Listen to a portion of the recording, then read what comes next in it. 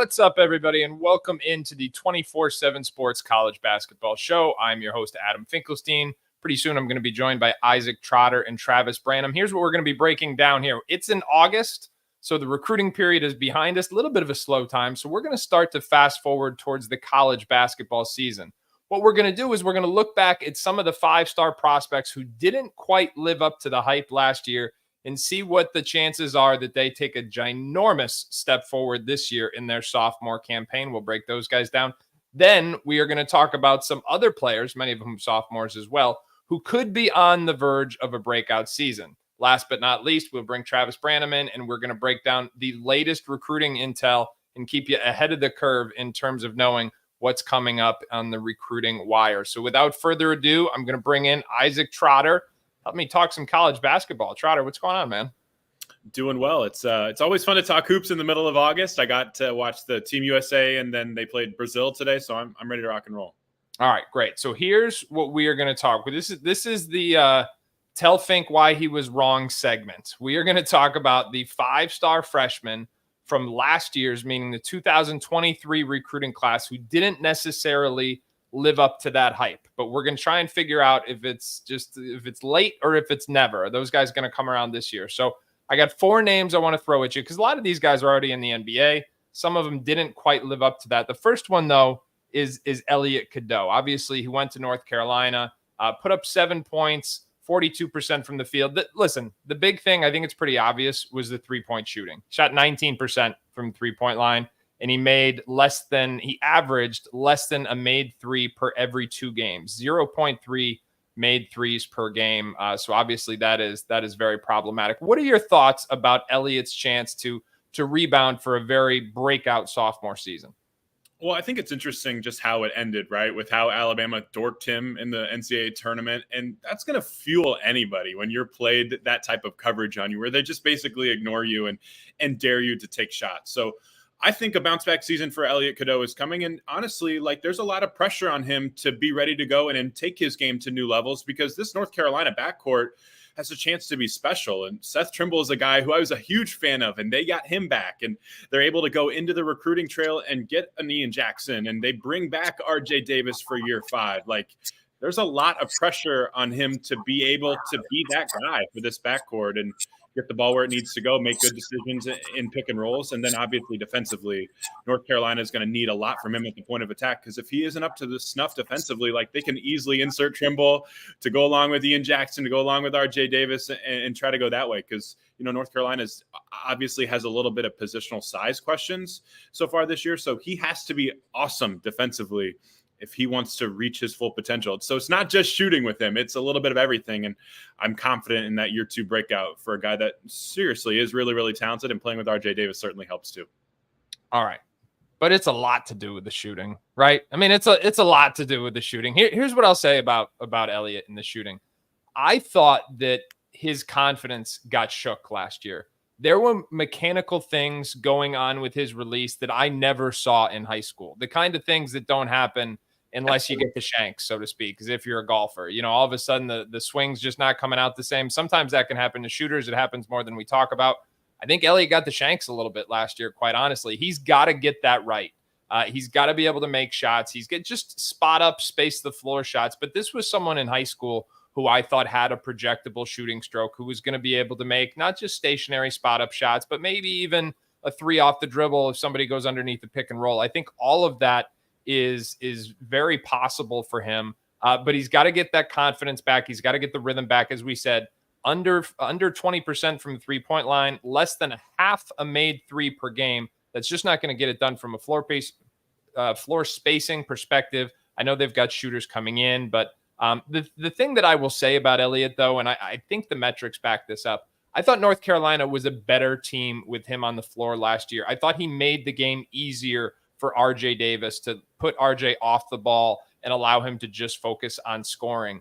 I'm expecting a big season for Elliot Kdo, but I think it's all going to start with him getting that confidence, that swag back that we saw in high school. Isaac, anything to add to this before we move on to player number 2?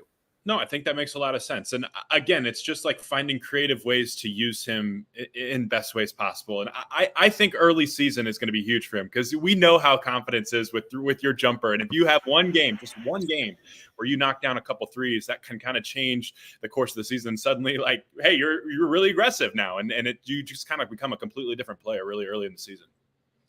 All right, another guy, very different trajectory because Elliot Cadeau was obviously a late reclass. He played the EYBL regular season, and then he reclassed and committed to North Carolina right around the end of May, beginning of June. Xavier Booker was always known as a high upside prospect, but a bit of a high risk, high reward prospect in high school. Did not play a big role last year at Michigan State. There was a lot of speculation that he would go in the portal. He did not go in the portal, and he is back with the Spartans this year as a sophomore. So, Isaac, my question to you, it's a two-part question I'm going to hit you with. Number one, is this a breakout season for Xavier Booker? And as a follow-up, or maybe even an appetizer, if you will, who's Michigan State's starting center next year? Well, I think the starting center is Carson Cooper, but right. I think that you're looking at Xavier Booker probably starting at the 4, right? Like that's kind of the game plan here. And it's fascinating to me because it feels like all of the things that come with Xavier Booker are like the intangibles. That's the biggest question. Are you going to play hard? Are you going to be active on the glass? Are you going to box somebody out? Are you going to talk on defense? Like all of those different things are non-negotiables for Tom Izzo. And Booker struggled with a lot of those things last year. But when he, like the scoring, like the pick and pop threat, the attacking long closeouts, all of like the sexy parts of basketball, like he had that part of his game down. So I'm fascinated to see just what he can do from those intangibles perspective of putting it all together. And staying at Michigan State makes me pretty bullish on what he can be. I think he has a huge runway to a huge role. I think Frankie Fiddler starts at the 3, Booker starts at the 4, and Carson Cooper at the 5. And they need him to be that guy. Like Michigan State has basically an open competition to be the number 1 option. And Booker, with a strong couple like off season, can put himself in that conversation to be the alpha of this team. All right. So first of all, let me just say this as an aside. I don't love the spacing of that group if your prediction comes to fruition. But I don't want to go too far down that rabbit hole. I want to talk a little bit about the guy we compared Xavier Booker to most frequently in high school. That was Kel'el Ware, quite honestly, because they came from a very similar prototype in that these just staggering talents, undeniable, tools off the charts, questionable motors, kind of undeveloped bodies. And it was just how bad do you want to be good? And the thought process when he committed to Michigan State and Tom Izzo was this: it's either going to make him or it's going to break him. If he buys into everything that Michigan State is and everything that Tom Izzo demands, this is going to make Xavier Booker live up to his potential as much as possible. You mentioned something there that I think is absolutely critical. He's going back. It would have been very easy for Xavier Booker to throw his name in the portal. He would have had tons of high major shooters. He would have had a payday. I don't care what his numbers were last year. The talent alone, people would have been lining up to get him just like they were for Kel'el Ware a year before. I think the fact that he's going back means he's going in with eyes wide open. He's embracing that hard coaching. He's embracing the fact that although it was incremental, he saw his role grow throughout the course of last season. And now it just, we'll see the extent to which he makes that jump this year. I would say this: I'm expecting a significantly better player than we saw as a freshman. I'm not sure I'm expecting quite the jump that we saw from Kel'el Ware last year. Real quick, what's your take on that? Yeah, makes perfect sense. Yeah, I don't know if I would project him to be a top 15 pick, but him and Aaron Bradshaw are those two 5-stars, both in the Big Ten, kind of similar-ish type of disappointing year ones heading into year 2. Like they're shaping up to be the biggest X factors for their respective clubs, both at Michigan State and Ohio State. Yeah, no doubt about it. We're not going to dig into Bradshaw too much here because we've already talked about him, but you hit the nail right on the head there. As I said, we've talked about him in some past episodes, so we're not going to go too deep on that here. All right, want to ask you about another guy. Omaha Blue was known as, or at least had the reputation as, the most versatile defender in high school basketball coming into Iowa State a year ago at this time. I personally never bought into that to the full extent. I thought he was very active. I thought he was, energetic defensively. I don't know that I completely bought into the versatility. We thought the skill set was a work in progress. That obviously proved to be true. And quite frankly, I think Iowa State was just really, really good and didn't necessarily have time to let him play through those growing pains. He's now on the road. He's going to Wake Forest. And I think you and I are probably going to have a similar sentiment with this. But what's your take on the potential for Omaha Blue this year at Wake Forest? Yeah, I mean, well, Wake Forest is like where former 5-stars rediscover themselves. It's a great spot for them to become the player that they want to be again. And I think for him, it really is defensively. I think Wake Forest is fine offensively. Hunter Salas is going to do his thing. They have Cam Hildreth. They have a lot of firepower offensively. But they went into the portal needing athleticism, added rebounding pop, and way more defensive versatility just to cover the court. And I think that's where Ballew's path to having a really, really huge role is the easiest, right? Like, I don't expect him to be a high usage guy for this club. Like, I don't expect him to be a guy that they need to give the ball to in late clock situations and say, hey, you got to go make a play. Like, just be a play finisher, run the floor, be active on the glass, cover what are, douse fires for us defensively. And that's fine. Like, we're fine with that. So it's a really interesting kind of conversation, because I think you could make a really good case that staying for guys like Elliot Cadeau or Xavier Booker was smart. But I think leaving for a guy like Omaha Blue and finding a spot in Wake Forest could also turn out to be really smart. So there's not some one size fits all for the transfer portal for 5-star guys that, maybe didn't necessarily live up to expectations in year one. Yeah, I think that's right. And I think your point about Steve Forbes, like, listen, if I ever transfer, I'm going to transfer to go play for Steve Forbes. Cause like talk about revitalizing careers, talk about the confidence factor we mentioned with Elliot Kdo. These guys make a living out of just rebuilding the psyches of these players and then finding schemes and actions to really make it work. I mean, you got Alondas Williams, you got Hunter Salas.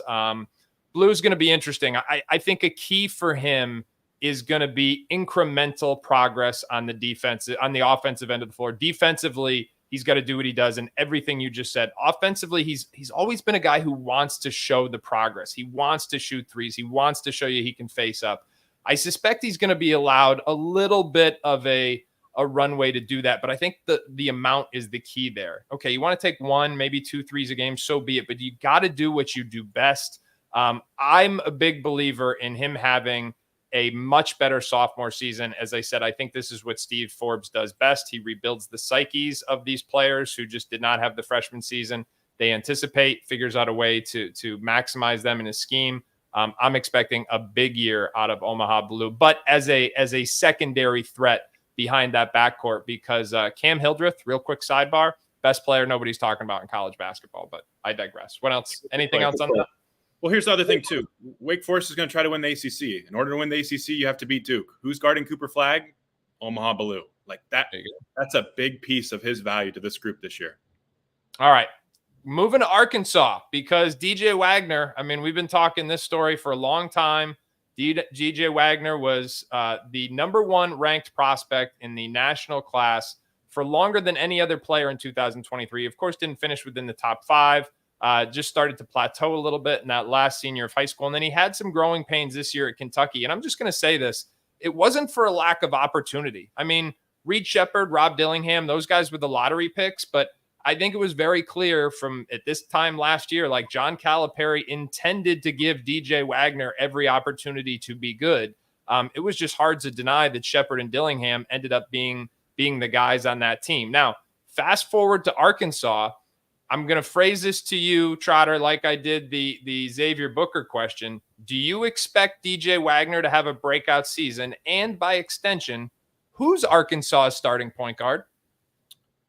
I think DJ Wagner's a starting point guard. I don't know if I would necessarily project him to be top 2 or top 3 on this team in scoring. Maybe 3rd, I would say. I think Nelly Davis is probably going to be that number 1 scorer for this group. Okay. That's why they brought him out of Florida Atlantic. And then Jonas Adu is a center that I love, right? Out of Tennessee. I think he's going to be phenomenal for them. And that's where Wagner's, like, his impact on winning here. Again, it goes back to defense, because that big, strong, sturdy guard, you put him and Adu Thiero on the floor together. Like, Arkansas should have 2 really elite perimeter switchable defenders with Adu on the back line, who was one of the best rim protectors in college basketball last year. Like, DJ Wagner's tape this from his freshman season, like, defensively, I thought was a little bit better than maybe the national narrative around it. And then I think offensively, just that rim pressure and his ability to attack cracks and find a way to to open it up and transition is going to be really, really huge for this group, because we know that guards run John Calipari coach teams, right? And there's usually room for two of them. And I think it's one of him or Boogie Fland. And it's really up to him defensively if he gets that opportunity to be that guy on the other end offensively. All right, here's my take. And it's a little, I don't want to say it's different, but it got a little bit of a different wrinkle. I think he is going to put up numbers this year. I think the fact that he followed Cal to Arkansas again, doubled down on his loyalty. Remember, he initially committed to Cal at Kentucky when his grandfather was just hired at Louisville. Everybody's together at Arkansas because Kenny Payne's there as well, and it's one big happy family again. But everybody is going to be committed to having DJ Wagner play his best basketball. I don't think this roster has a traditional point guard on it. I think it's going to be very likely that DJ Wagner has a lot of volume with the ball in his hands. And what we've seen over the years very consistently is that DJ Wagner's mentality is to score the basketball. So, yeah, I think Nelly Davis is going to be their most potent offensive player. And Jonas Aidoo, he's going to be great at the 5 spot too. But you're not going to put the ball in DJ Wagner's hands and not have him get a good amount of shots up. I think it's going to be about efficiency for him on the offensive end. And then I'll say this, I have a higher opinion of DJ defensively than most. I always have. I think he's an elite competitor. I think you could make the argument that is potentially the best thing he does and has always been the best thing he did. That's my take. It's a little bit of a contrarian opinion. I think he was better defensively last year. This is also going to not be a popular opinion. I think he was a better defender than Dillingham or Shepard, at least in terms of his ability to keep guys in front. I know Shepard had amazing defensive metrics from a playmaking perspective, but DJ Wagner has, I think, the ability to keep dribble drivers in front. He's got quick feet. He's got deceptive strength. I think he's also going to know what John Calipari expects on that defensive end of the floor, because that is the first non-negotiable for Cal. I am expecting a big year from DJ Wagner from a counting stats perspective, from a volume perspective. I'm very curious to see what the efficiency is like, both in terms of the shooting percentages and some of like the assist to turnover ratios if he has the ball in his hands as much as I expect. All right, fellas, that is the end of the first segment here. You can find much more on this stuff, 247sports.com, wall-to-wall team coverage, recruiting rankings, transfer portal updates, recruiting updates in particular this time of year as we have constant list cuts. You can find much more, 247sports.com. All right, Isaac, we are going to tweak this conversation just a little bit here. We're still going to talk about guys who we think could break out next season, but we're not going to limit it to former 5-star freshmen. In fact, the one kind of variable or limitation I'll put on this discussion is we're going to talk about breakout candidates who did not average double figures this year. Now, you and I went back and forth on this. I took some of the obvious answers. You've got some really creative ones. So I'm going to let you go first. And again, we're talking about breakout players who were not double-figure scorers a year ago. When I say that to you, who is the first name you think of? Mine is Alex Condon out of Florida. I love this kid. Like, just everything that he brought to the table last year was phenomenal. His effort, his intensity. You know, we talk about pass, dribble, shoot bigs. Like, he's got a little bit of that. Like, I was on film earlier today, like watching him rip a rebound down and just like lead the break in transition. Like, you see what he's able to do as a roller. He's just physical and tough. Here's a couple stats for you.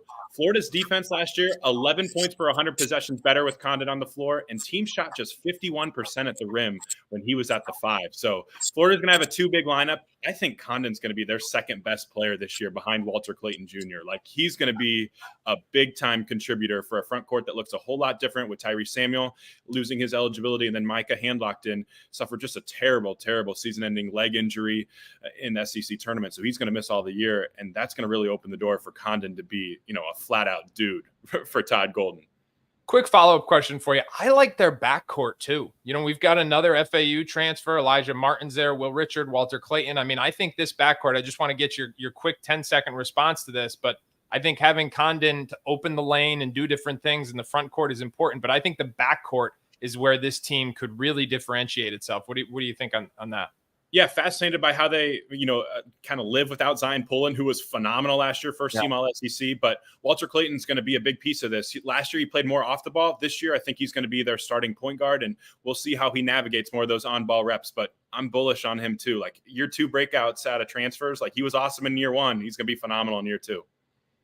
All right, my breakout for next season is none other than Duke's Caleb Foster. I have said this on the record on this show in the past. I am not going to be surprised if Caleb Foster is Duke's leading scorer this year. And yes, I know Cooper Flagg, and I think he's every bit as good as advertised. But Caleb Foster is a guy who is just wired to get buckets. Cooper Flagg is very content to play a somewhat complementary role, or at least a non-ball dominant role if it serves winning. Caleb Foster is someone who just goes out and gets buckets. Now, credit to him, he adapted last year at Duke. He finished 8th, Isaac, 8th overall in the team in usage.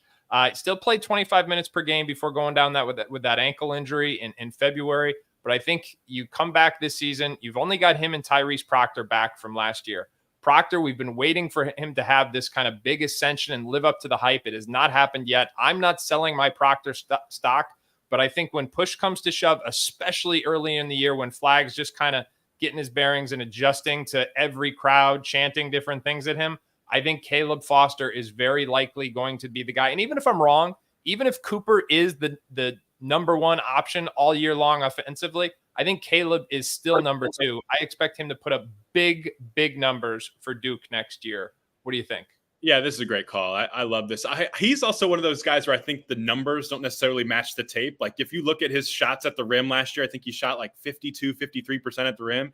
And then you flip on the tape and it's like, all right, I'm breaking down Jacoby Walters, spinning around Yves Missi and finishing over a tough defender who's went in the first round. It's like, okay, I can work with that. So he's more than just a shooter.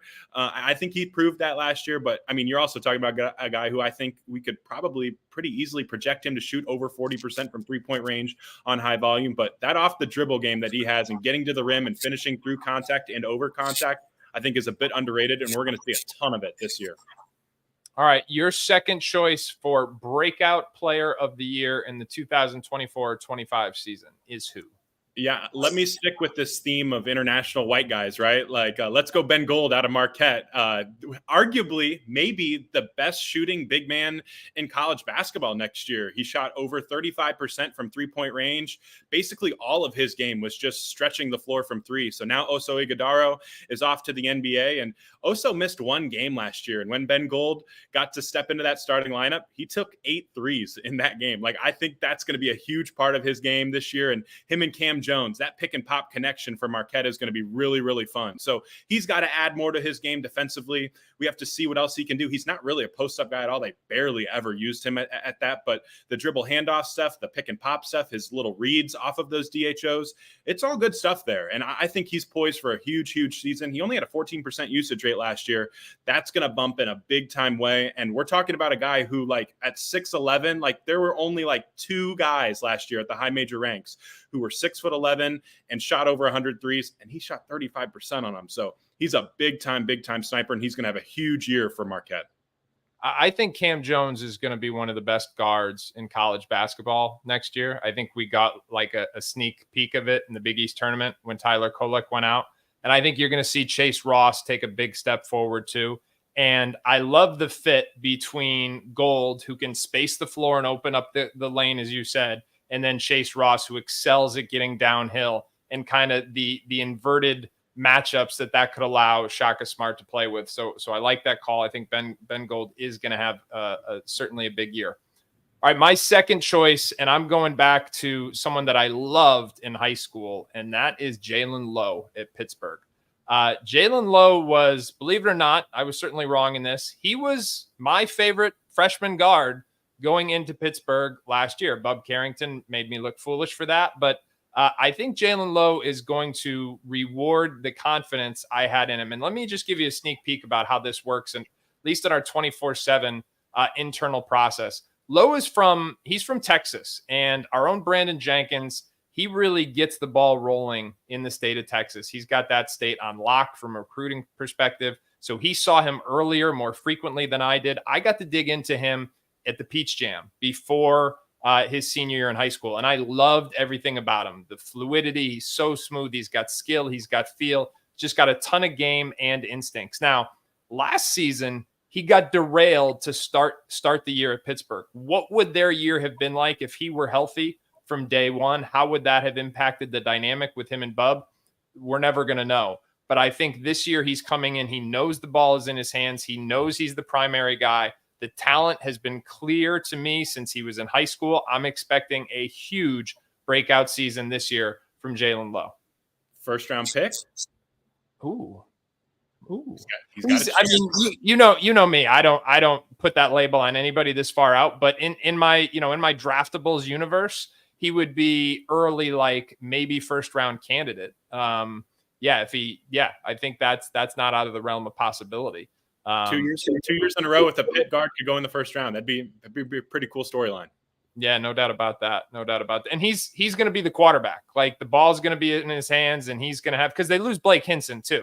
So it's not just Bub. Blake Hinson was the guy who like put up huge numbers, and they need an alpha. Jalen's going to be that alpha, in my opinion. All right, we've each got one more left. Who's your last choice here for a breakout player who did not average double figures last year?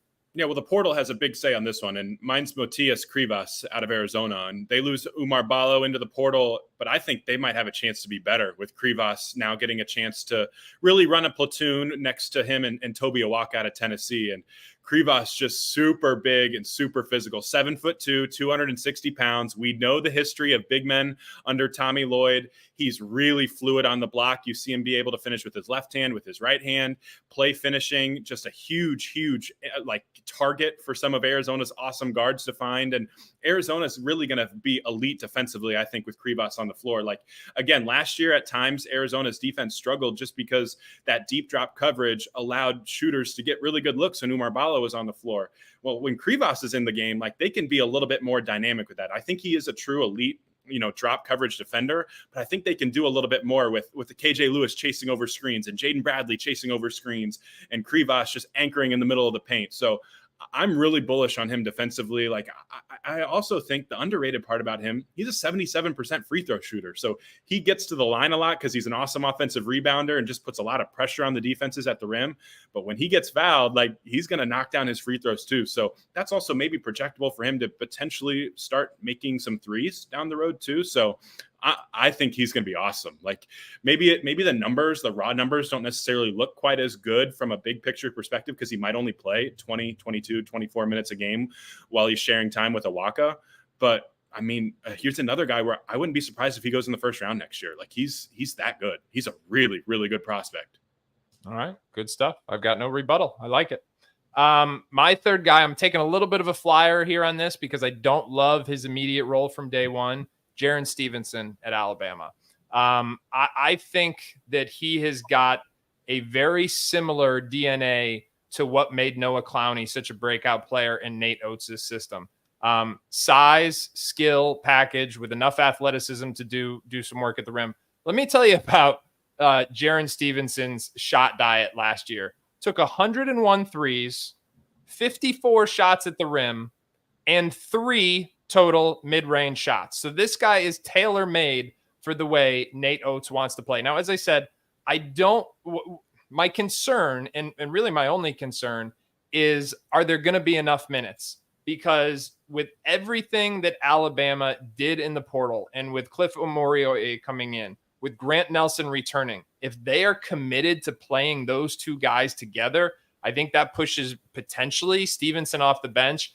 My suspicion is that if Grant Nelson doesn't shoot it significantly better than last year, whether they move him to the 5, they're going to need to get more shooting in there. And I think you're going to see Jibri Stevenson's role continue to grow as the season comes on. And as I said, he reminds me a lot of Noah Clowney. Would not surprise me to see him have a breakout sophomore season. It's just going to be about whether or not he has enough opportunity. What are your thoughts on that? I think we're on the same wavelength. There were 2 high major players last year who were 6'11" or taller and shot over 100 3-pointers and that were freshmen or sophomores. It was Ben Gold and it was Jibri Stevenson. So like those are the type of archetypes of guys that have a chance to be really good. And I'm not too worried about the minutes, just the way that Alabama's pace plays. Like there's going to be plenty of possessions for him, even if he's, maybe he's a situation where he's the backup 4 to Grant Nelson. And then when Cliff Amore comes off the floor, they just move Nelson back to the 5 like last year and stick Stevenson at the 4. I think you can cobble together 20 minutes, and 20 minutes at Alabama with that tempo is like 27 minutes somewhere else because of the number. Also, what Noah Clowney got. It's how Noah Clowney had his breakout. Yeah, maybe you don't want more than that. That's a fair point. That's a good way to cap that conversation. Isaac, my man, appreciate you as always. Make sure you check out his stuff, 247sports.com. You can also follow us here, the 24/7 Sports channel. Make sure you subscribe if you haven't already done that. And guess what? It's also football season, so make sure you're checking out all those shows and give them a follow and a like and subscribe. We're going to be here covering both sports all season long and also increased women's basketball coverage. All right, now I'm going to bring in 24/7 Sports Travis Branham to help us break down the latest on the recruiting trail. Trav, what's up, man? Nothing much, man. How are you doing? I'm good. All right. Now, we talked last week about how this is like a slow recruiting cycle, at least at the high major level. There's been a bunch of mid-major commitments this week, but these 5-star guys, it's slower than it's been in past years. But there's one that we think, and correct me if I'm wrong, may be starting to, at least the finish line is starting to be within, somewhat close. Tell me about who that is and where we think this could be headed. Yeah, Darius Acuff was the first 5-star to come off the board in the 2025 class. But Jasper Johnson, by all means, everything that I am hearing right now, it sounds like he is going to be the next to come off the board with a decision that will come before the end of this month. Now, he's down to 5 schools in Arkansas, Louisville, Kentucky, Alabama, and North Carolina. However, this thing has been a 3-man race for the last several weeks. We've talked about it here on the show between Alabama, North Carolina, and Kentucky. And so as we're coming close to this finish line, it is in sight. This has become a 2-man race. There's been a lot of smoke out there on social media, but I would not buy into it. This is a race between Alabama and North Carolina. At this point, I would classify Kentucky, although they are the hometown team, I would classify them as a distant third between Alabama and North Carolina. Now, still tipping my hat to the Crimson Tide as the leaders in this one, but North Carolina is within striking distance, and they could flip this thing around before we get the official announcement. All right, there you have it. Trav's got, correct me if I'm wrong, got Alabama as the favorite, North Carolina as number 2, Kentucky at number 3, if you were going to handicap this right now. That is absolutely, that's correct. All right, great. Now I want to ask you about one more guy, because last week we broke down all of the incoming international players, not guys who played their high school or grassroots basketball here in the States or in one of the sneaker associations, not anybody who played in the NBA Academy, because we talked about those guys as well, but prospects who were outside of those worlds. And then naturally, as luck would have it, we have another one commit to college basketball next season. What can you tell us about Georgetown's latest pickup? Yeah, they added Julius Henua. He's a New Zealand big man that has been playing at the NBA Global Academy based in Australia. He is pushing 7 foot, 300 pounds, and he is a very skilled, high IQ big man that can just be used in a variety of ways. A guy they can throw in ball screens, obviously, as the roll man with a little push shot when he's rolling to the basket, can score over either shoulder, has shown some upside as a floor stretcher, capable of stepping out in pick and pop situations or spot up situations to make shots off the catch from 3. But the thing that I love most about Julius is just the IQ and his passing and vision. A guy that you can throw into the high poster at the top of the key, throw a lot of off-ball action around him and let him just operate as a trigger man and make the decisions with the ball in his hand. Just gives you some different looks with just that versatile skill set. And again, his body, everything is college ready. He may be 290 pounds, but this is a New Zealand 290 pounds. He is all muscle, just has very good feet for the size. So I would imagine he's able to come in, help Georgetown out right away, but really become a very impactful player on down the line. Again, as we talked about last week, just as these international players get settled and adjust to the new pace of the game, especially in a conference as extremely competitive as the Big East.